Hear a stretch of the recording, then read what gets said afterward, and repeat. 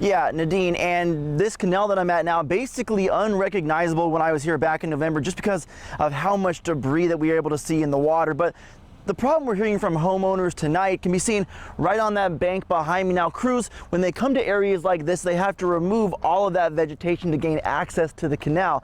And for homeowners, they said, well, what they say they're worried about is the impact it could have on the wildlife that calls these areas home.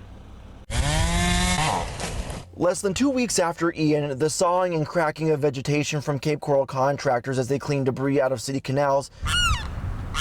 Now, nearly 3 months later, is the point of a problem for some homeowners. And I know it wasn't the intent to destroy wildlife and wildlife habitat, but that's what's happening. Concerns heard during the city's Water Advisory Board meeting, where Cape's Public Works Director Michael Chizen says removing the over 380,000 cubic yards of debris from canals is essential and permitted by law.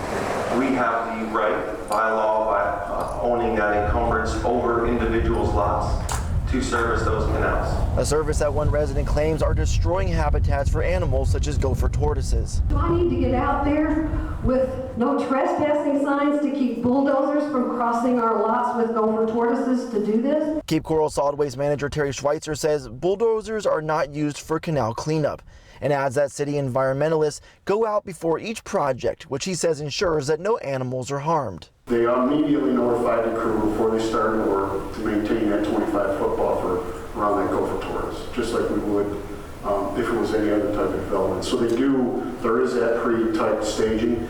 All pieces to a puzzle where Schweitzer says state funding dictates that debris cleanup needs to be finished by April 28th. A deadline the city says they will meet. And while city leaders acknowledge the vegetation they must remove to access the canals, it's habitat loss, but it's part of the recovery activities that we have, and they are permitted, they are inspected, they are monitored, and they cost our reimbursement.